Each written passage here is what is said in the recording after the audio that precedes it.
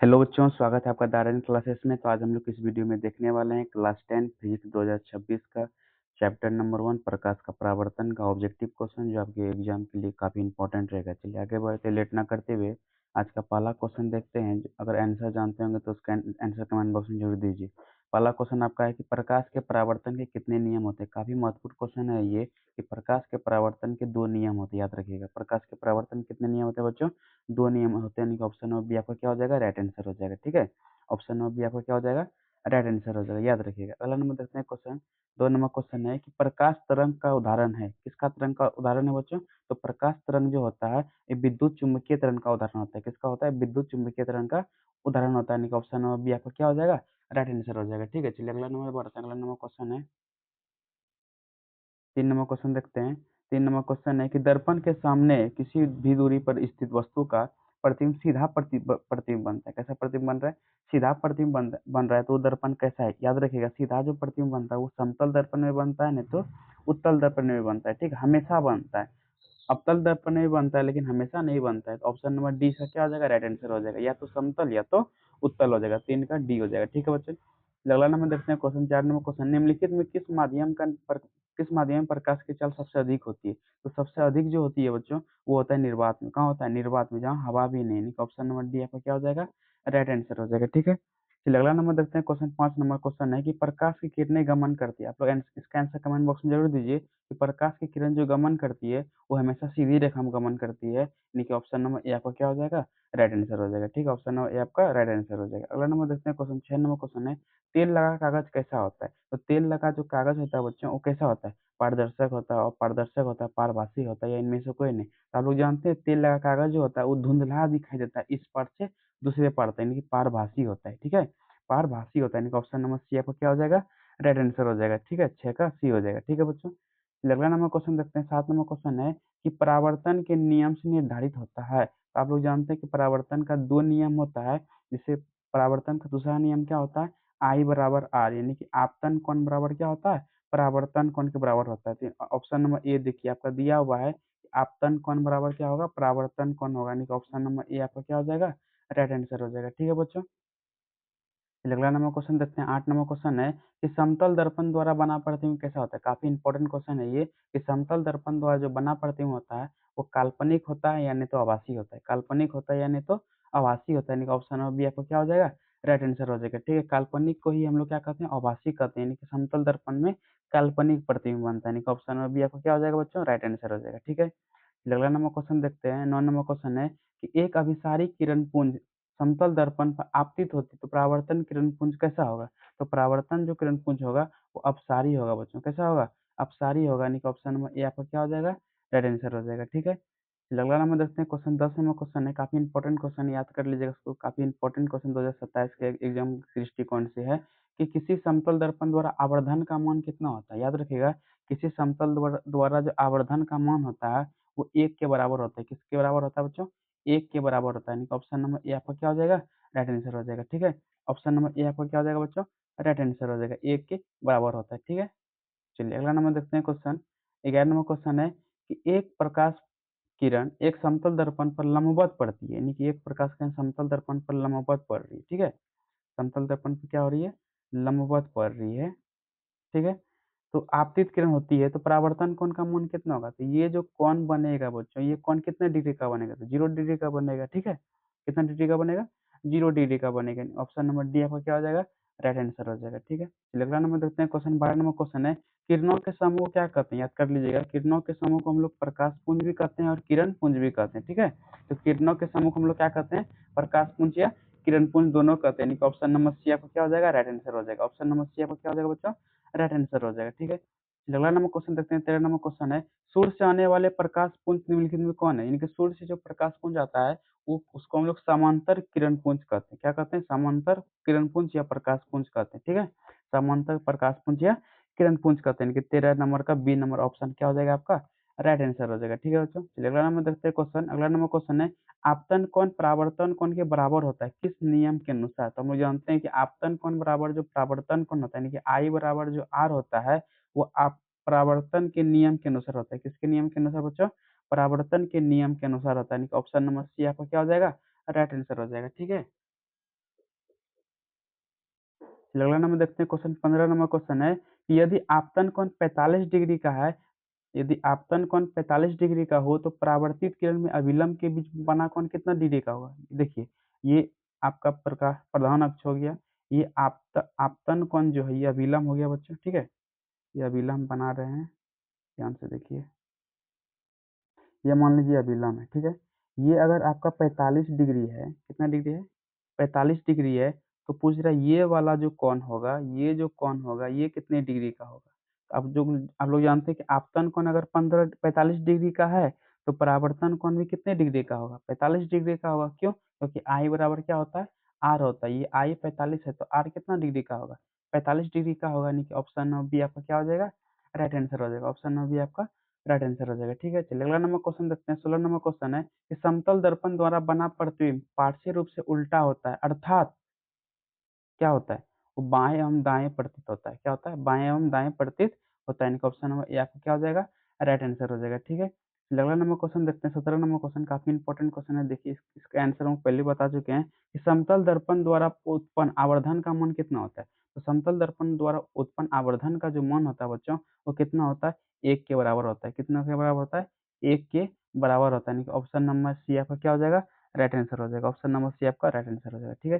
फिर अगला नंबर देखते हैं, अगला नंबर क्वेश्चन है कि गोलीय दर्पण के फोकसांतर यानी कि छोटी एफ, ठीक है, और वक्रता त्रिज्या यानी कि आर, जो आर से सूचित करते हैं, के बीच क्या संबंध आप लोग जानते हैं। एक सूत्र होता है एफ बराबर आर बाई टू, एफ बराबर आर बाय टू। इसी को हम लोग क्या लिख सकते हैं, इसी को लिख सकते हैं कि आर बराबर टू एफ, आर बराबर टू एफ, ठीक है। तो इनका ऑप्शन नंबर ए आपका क्या हो जाएगा, राइट आंसर हो जाएगा। ऑप्शन नंबर ए आपका क्या हो जाएगा बच्चों, राइट आंसर हो जाएगा, 18 का ए हो जाएगा, ठीक है। चलो 19वां क्वेश्चन देखते हैं, 19वां क्वेश्चन है किसी बीम यानी कि बीम वस्तु को कहते हैं, किसी बीम का अवतल दर्पण द्वारा बना प्रतिबिंब आभासी सीधा तथा बड़ा पाया गया। अवतल दर्पण में जो काल्पनिक प्रतिबिंब बनता है वो बड़ा बनता है, तो वस्तु की स्थिति कहाँ होगा, तो वस्तु की स्थिति जो होगा वो दर्पण के ध्रुव तथा मुख्य फोकस के बीच स्थित होगा, ठीक है।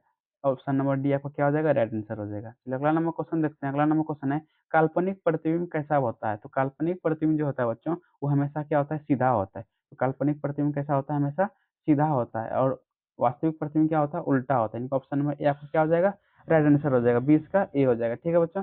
अगला नंबर क्वेश्चन देखते हैं, 21 नंबर क्वेश्चन है सरल सूक्ष्मदर्शी में किसका उपयोग होता है। तो सरल सूक्ष्मदर्शी में जो है बच्चों, वो किसका उपयोग होता है, वो आपका होता है लेंस का होता है। किसका होता है, सरल सूक्ष्मदर्शी में नहीं, हाँ सरल सूक्ष्मदर्शी में जो है वो उत्तल दर्पण का उपयोग होता है। किसका उपयोग होता है, उत्तल दर्पण का उपयोग होता है। ऑप्शन नंबर सी आपका, ऑप्शन नंबर बी आपका क्या हो जाएगा, राइट आंसर हो जाएगा, ठीक है।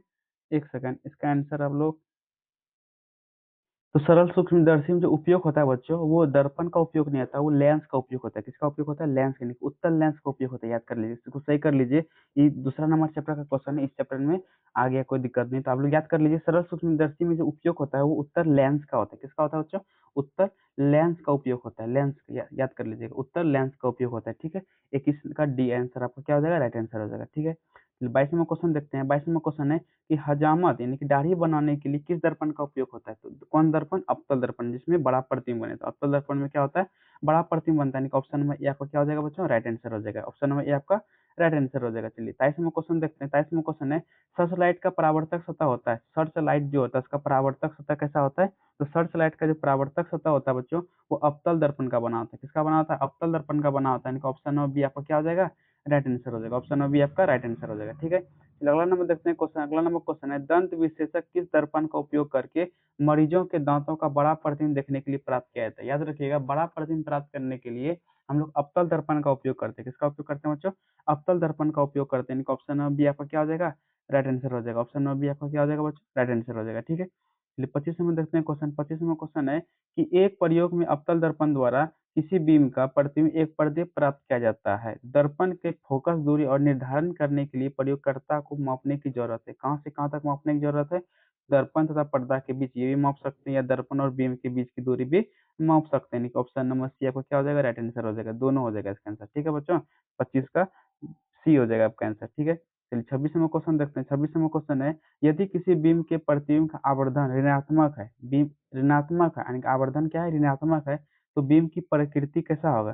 तो बीम का जो प्रकृति होगा बच्चों, वो कैसा होगा, वास्तविक होगा और उल्टा होगा। कैसा होगा, वास्तविक होगा और उल्टा होगा होगा यानी कि ऑप्शन में ए आपका क्या हो जाएगा, राइट आंसर हो जाएगा। ठीक है, चलिए अगला नंबर क्वेश्चन देखते हैं। अगला नंबर 27वां क्वेश्चन है कि निम्नलिखित में से किस उत्तल दर्पण की फोकस दूरी वक्रता त्रिज्या 32 सेंटीमीटर का है। तो वक्रता त्रिज्या 32 सेंटीमीटर है, तो फोकस दूरी कितना होगा, तो 32/2, 32/2, 32/2 का आधा कितना होगा, 16 सेंटीमीटर। ठीक है, 16 सेंटीमीटर दो गो दिया है, प्लस में दिया है एक, माइनस में दिया है। देखिए कौन दर्पण दिया है, उत्तल दर्पण, याद रखिएगा उत्तल दर्पण का जो फोकस दूरी होता है वो हमेशा धनात्मक होता है, यानी कि प्लस चिन्ह का होता है। ठीक है, तो उत्तल दर्पण प्लस चिन्ह का कौन है, सी, यानी कि ऑप्शन नंबर सी आपका क्या हो जाएगा, राइट आंसर हो जाएगा। ठीक है बच्चों, तो उत्तल दर्पण की फोकस दूरी धनात्मक होती है, यानी कि प्लस 16 सेंटीमीटर, इसका राइट आंसर हो जाएगा। ठीक है, अगला नंबर क्वेश्चन देखते हैं। 28वां क्वेश्चन है, किस दर्पण का उपयोग पथ दृष्ट दर्पण के रूप में किया जाता है, यानी कि पीछे देखने के लिए किस दर्पण का उपयोग किया जाता है, तो किया जाता है उत्तल दर्पण के लिए। किसका,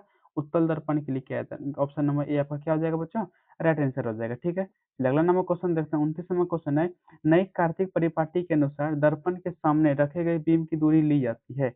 दर्पण के सामने बीम का दूरी लिया लिया जाता है, और ऋणात्मक लिया जाता है। किसका, किससे लिया जाता है, ऋणात्मक लिया जाता है, यानी कि ऑप्शन नंबर बी आपका क्या हो जाएगा, राइट आंसर हो जाएगा। ठीक है बच्चों, चलिए अगला नंबर क्वेश्चन देखते हैं। 30वां क्वेश्चन है, निम्न में से किस दर्पण की फोकस दूरी धनात्मक होती है। आपको अभी पढ़ाए हैं क्या, पढ़ाए हैं किस दर्पण की फोकस दूरी धनात्मक होती है, तो वो उत्तल दर्पण की फोकस दूरी क्या होती है, धनात्मक होती है, यानी कि ऑप्शन नंबर बी आपका क्या हो जाएगा, राइट आंसर हो जाएगा। ऑप्शन नंबर बी आपका क्या हो जाएगा बच्चों, राइट आंसर हो जाएगा। ठीक है, चलिए अगला नंबर क्वेश्चन देखते हैं। 31वां क्वेश्चन है, किसी कार्य के अग्रदीप में प्रयुक्त दर्पण निम्नलिखित में कौन है। तो कार के अग्रदीप में, यानी कि कार के जो हेडलाइट हेडलाइट में, सर्च लाइट में जो प्रयुक्त किया जाता है दर्पण, वो कौन सा दर्पण होगा, वो होगा उत्तल दर्पण, याद रखिएगा। यानी कि जो लाइट करेगा वो ज्यादा दूर तक फैले, यानी कि ऑप्शन ए आपका क्या हो जाएगा, राइट आंसर हो जाएगा। ठीक है बच्चों, आपका ए नंबर आपका राइट आंसर हो जाएगा। ठीक है, चलिए 32वां क्वेश्चन देखते हैं।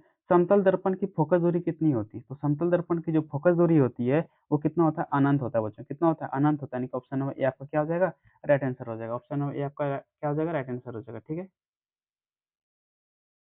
अगला नंबर क्वेश्चन देखते हैं। 33वां क्वेश्चन है, अवतल दर्पण के सामने वस्तु को कहाँ रखा जाए ताकि प्रतिबिंब उल्टा, वास्तविक और समान आकार का बने। तो अवतल दर्पण में एक ही जगह है जहाँ के समान आकार का प्रतिबिंब बनता है, उसको वक्रता केंद्र पर अगर वस्तु रखेंगे तो उसका प्रतिबिंब कहाँ बनेगा, वक्रता केंद्र पर ही बनेगा, वास्तविक बनेगा, समान आकार का बनेगा और उल्टा बनेगा। ठीक है, वक्रता केंद्र, जिसको हम लोग सी कहते हैं, क्या कहते हैं बच्चों, सी कहते हैं, सेंटर कहते हैं। ठीक है, अगला नंबर क्वेश्चन देखते हैं। 34वां क्वेश्चन है, दाढ़ी बनाने के लिए कौन सा दर्पण का उपयोग होता है।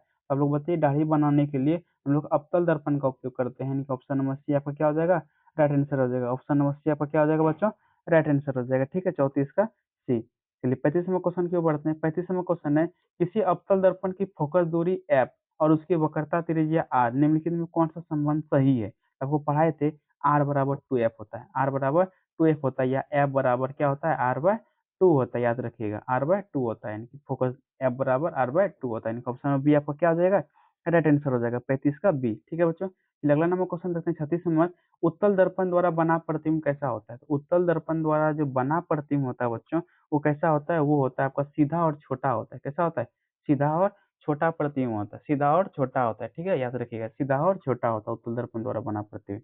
तो अगला नंबर क्वेश्चन देखते हैं। अगला नंबर क्वेश्चन है, किस दर्पण में हमेशा वस्तु से छोटा प्रतिबिंब प्राप्त होता है। तो किस दर्पण में, वो होता है उत्तल दर्पण में। अवतल दर्पण में बड़ा प्रतिबिंब प्राप्त हो सकता है, छोटा भी प्रतिबिंब प्राप्त हो सकता है। समतल दर्पण में बराबर प्रतिबिंब प्राप्त होता है, लेकिन उत्तल एक ऐसा दर्पण है जिसमें हमेशा छोटा प्रतिबिंब भी क्या होता है, प्राप्त होता है। ठीक है बच्चों, चलिए अगला नंबर क्वेश्चन देखते हैं। 38वां क्वेश्चन देखते हैं। अवतल दर्पण की फोकस दूरी कैसा होता है। तो अवतल दर्पण की फोकस दूरी ऋणात्मक होता है। ठीक है, अवतल दर्पण की फोकस दूरी कैसा होता है, ऋणात्मक होता है, यानी कि ऑप्शन में बी आपका क्या हो जाएगा, राइट आंसर हो जाएगा। याद कर लीजिए, अगर वीडियो पसंद है तो अपने दोस्तों में जरूर शेयर कीजिए। ठीक है, चलिए अगला नंबर क्वेश्चन देखते हैं। अगला नंबर क्वेश्चन है कि गोलीय दर्पण का परावर्तक पृष्ठ की वृत्ताकार सीमा की रेखा के व्यास को क्या कहते हैं।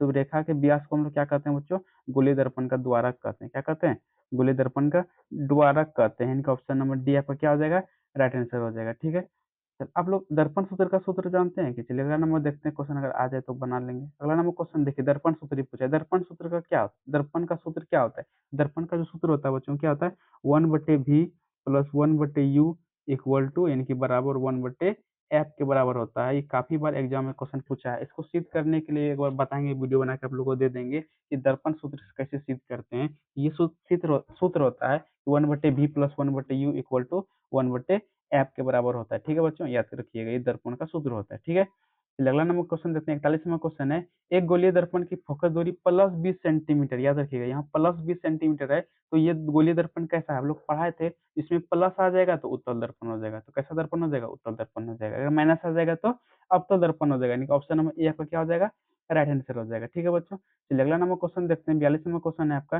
किस दर्पण की फोकस दूरी चिन्हों के परिपाटी के अनुसार ऋणात्मक मानी जाती है, तो ऋणात्मक किसका माना जाता है, वो माना जाता है आपका अवतल दर्पण का। किसका माना जाता है, अवतल दर्पण का माना जाता है, यानी कि ऑप्शन नंबर बी आपका क्या हो जाएगा, राइट आंसर हो जाएगा। ऑप्शन नंबर बी आपका क्या हो जाएगा बच्चों, राइट आंसर हो जाएगा। ठीक है, चलिए अगला नंबर क्वेश्चन देखते हैं। अगला नंबर क्वेश्चन है कि अवतल दर्पण के आवर्धित, आवर्धित मतलब बड़ा, आवर्धित मतलब क्या होता है, बड़ा होता है। ठीक है, आवर्धित काल्पनिक प्रतिबिंब प्राप्त करने के लिए वस्तु को कहाँ रखा जाए, तो वस्तु को हम लोग रखेंगे, कहाँ पर रखेंगे बच्चों, वो रखेंगे आपका फोकस और ध्रुव के बीच, फोकस और ध्रुव के बीच रखेंगे। ठीक है, फोकस और ध्रुव के बीच रखेंगे। ऑप्शन नंबर ए आपका क्या हो जाएगा, राइट आंसर हो जाएगा। ऑप्शन नंबर ए आपका क्या हो जाएगा बच्चों, राइट आंसर हो जाएगा। ठीक है, चलिए अगला नंबर क्वेश्चन देखते हैं। 44वां क्वेश्चन है, निम्नलिखित में से किस दर्पण द्वारा किसी वस्तु का आभासी प्रतिबिंब मिल सकता है, तो कौन सा दर्पण में आभासी प्रतिबिंब मिलता है, समतल दर्पण में तो मिलता ही है, उत्तल दर्पण में मिलता है, अवतल दर्पण में मिल सकता है, यानी कि ऑप्शन नंबर डी क्या होगा, राइट आंसर हो जाएगा। यानी कि इनमें से सभी दर्पणों द्वारा आभासी प्रतिबिंब मिल सकता है। इसका आंसर आप लोग कमेंट बॉक्स में जरूर दीजिए कि आभासी प्रतिबिंब को और हम लोग किस नाम से जानते हैं। ठीक है, आभासी प्रतिबिंब को हम लोग और किस नाम से जानते हैं, इसका आंसर आप लोग कमेंट बॉक्स में जरूर दीजिए। चलिए अगला नंबर क्वेश्चन देखते हैं। 45वां क्वेश्चन है, फोकस दूरी 20 सेंटीमीटर, अवतल दर्पण की वक्रता त्रिज्या कितना होगा, फोकस दूरी 20 सेंटीमीटर है, तो वक्रता त्रिज्या कितना होगा, तो इसका दुगुना 40, 20 का दुगुना कितना होगा, 40 सेंटीमीटर। ठीक है, कितना सेंटीमीटर होगा, 40 सेंटीमीटर होगा, यानी कि ऑप्शन नंबर सी आपका क्या हो जाएगा बच्चों, राइट आंसर हो जाएगा। ऑप्शन नंबर सी आपका राइट आंसर हो जाएगा। ठीक है, चलिए अगला नंबर क्वेश्चन देखते हैं। 46वां क्वेश्चन है, आंख नाक गला के चिकित्सा द्वारा उपयोग में लाए गए दर्पण को कौन सा कहते हैं, यानी कि आंख कान नाक देखने के लिए डॉक्टर का सब जो उपयोग करता है, कौन सा दर्पण करता है, वो करता है आपका अवतल दर्पण करता है, यानी कि ऑप्शन नंबर बी आपका क्या हो जाएगा, राइट आंसर हो जाएगा। ठीक है बच्चों, ऑप्शन नंबर बी आपका क्या हो जाएगा, राइट आंसर हो जाएगा। चलिए अगला नंबर क्वेश्चन देखते हैं।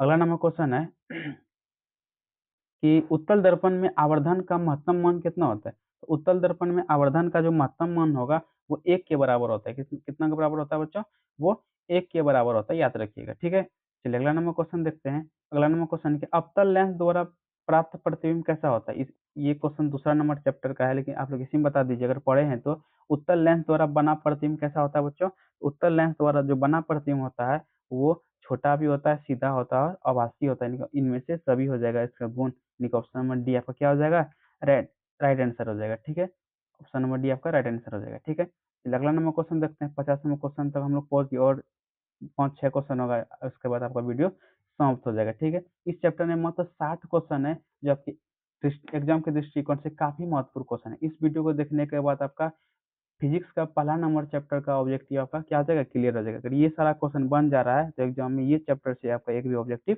नहीं छूटेगा। ठीक है, चलिए अगला नंबर क्वेश्चन देखते हैं। अगला यही क्वेश्चन है, यदि अवतल दर्पण का निचला भाग टूट जाए तो प्रतिबिंब कैसा बनेगा, तो प्रतिबिंब जो बनेगा बच्चों वो बनेगा कम तीव्र बनेगा, यानी कि आधा तो बनेगा नहीं। ठीक है, तो कम तीव्रता वाला बनेगा, कैसा बनेगा, कम तीव्रता वाला बनेगा। ठीक है, चलिए अगला नंबर क्वेश्चन देखते हैं। अगला नंबर क्वेश्चन है कि फोकस दूरी 10 सेंटीमीटर अवतल दर्पण द्वारा उत्पन्न आवर्धन धनात्मक है, तो वस्तु दूरी का मान कितना होगा, वस्तु दूरी का जो मान होगा बच्चों वो कैसा होगा, 10 सेंटीमीटर से कम का होगा, 10 सेंटीमीटर से कम का होगा। ठीक है, चलिए अगला नंबर क्वेश्चन देखते हैं। 52 नंबर क्वेश्चन है कि फोकस से ध्रुव की ओर जाने वाले अवतल दर्पण का आवर्धन का मान क्या होता है, तो फोकस से ध्रुव की ओर जाने वाला आवर्धन का जो मान होता है बच्चों वो क्या होता है, घटता है। क्या होता है बच्चों, घटता है, यानी कि ऑप्शन नंबर बी आपका क्या हो जाएगा, राइट आंसर हो जाएगा। ऑप्शन नंबर बी आपका राइट आंसर हो जाएगा। ठीक है, चलिए अगला नंबर क्वेश्चन देखते हैं। अगला नंबर क्वेश्चन है कि एक अवतल दर्पण के प्रधान अक्ष पर चढ़ती चींटी का प्रतिबिंब सीधा तथा बढ़ता जा रहा है, तो चींटी की गति क्या है, तो चींटी की जो गति है वो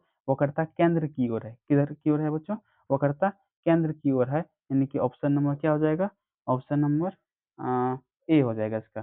फोकस से वक्रता केंद्र की ओर, फोकस से वक्रता केंद्र की ओर हो जाएगा। ठीक है बच्चों, एक सेकंड।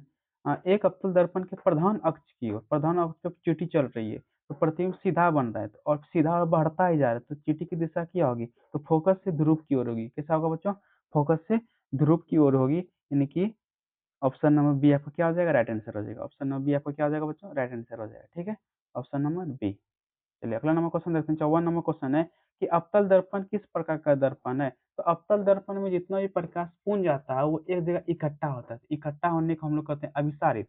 अवतल दर्पण कैसा प्रतिबिंब कहलाता है? अभिसारित प्रतिबिंब कहलाता है। ठीक है, अभिसारित प्रतिबिंब कहलाता है। ठीक है, 54 का बी नंबर आपका क्या आ जाएगा? राइट आंसर हो जाएगा। चलिए अगला नंबर क्वेश्चन देखते हैं। 55 नंबर क्वेश्चन है, उत्तल दर्पण किस प्रकार का दर्पण है? तो उत्तल दर्पण जो है अपसारी दर्पण है। कैसा दर्पण है बच्चों? अपसारी दर्पण है। ऑप्शन नंबर ए आपका क्या हो जाएगा? राइट आंसर हो जाएगा। ठीक है, चलिए अगला नंबर क्वेश्चन देखते हैं। 56 नंबर क्वेश्चन है, उत्तल दर्पण द्वारा चांद के प्रतिबिंब का आवर्धन मान कितना होगा? तो उत्तल दर्पण द्वारा चांद के प्रतिबिंब का जो आवर्धन मान होगा बच्चों, वो कितना होगा? नगण्य होगा। कितना होगा? नगण्य होगा, कुछ नहीं होगा, मान नहीं सकते। ठीक है, ऑप्शन नंबर सी आपका क्या हो जाएगा? राइट आंसर हो जाएगा। चलिए अगला नंबर क्वेश्चन रखते हैं। अगला नंबर क्वेश्चन है, जब वस्तु फोकस पर हो और अवतल दर्पण का बना प्रतिबिंब कैसा होगा? जब वस्तु फोकस पर हो तो उसका बना प्रतिबिंब अनंत पर होता है। कहाँ होता है बच्चों? अनंत पे होता है। यानी कि ऑप्शन नंबर सी आपका क्या हो जाएगा? राइट आंसर हो जाएगा। ऑप्शन नंबर सी आपका राइट आंसर हो जाएगा। ठीक है बच्चों, चलिए अगला नंबर क्वेश्चन देखते हैं। 58 नंबर क्वेश्चन है कि अवतल दर्पण में फोकस पर बना प्रतिबिंब कैसा होता है? अवतल दर्पण में जो फोकस पर बनता है प्रतिबिंब, वो वास्तविक होता है, वो क्या होता है? उल्टा होता है। याद रखिएगा, वास्तविक और उल्टा होता है। यानी कि ऑप्शन नंबर ए आपका क्या हो जाएगा? राइट आंसर हो जाएगा। ठीक है बच्चों, चलिए अगला नंबर क्वेश्चन देखते हैं। 59 नंबर क्वेश्चन है, जब वस्तु अनंत पर हो तो अवतल दर्पण में उसका प्रतिबिंब कैसा बनेगा? तो अवतल दर्पण में जो उसका प्रतिबिंब बनेगा वो फोकस से बनेगा और वास्तविक बनेगा और उल्टा बनेगा। उल्टा बनेगा। ठीक है, ऑप्शन नंबर बी आपका क्या हो जाएगा बच्चों? राइट आंसर हो जाएगा। ठीक है, चलिए अगला देखते हैं। अगला नहीं है। इस वीडियो में बनने के लिए आपका धन्यवाद। ठीक है, इस वीडियो में जितने भी क्वेश्चन है आप लोग उसको याद कर सकते हैं और एग्जाम में अच्छे नंबर से पास कर सकते हैं। ठीक है बच्चों, मिलते हैं अगले वीडियो में। आज शाम ये वीडियो अपलोड हो जाएगा तो आप लोग देखना ना भूलिए। जुड़े रहिए द आर्यन क्लासेस के साथ। जय हिंद, जय भारत।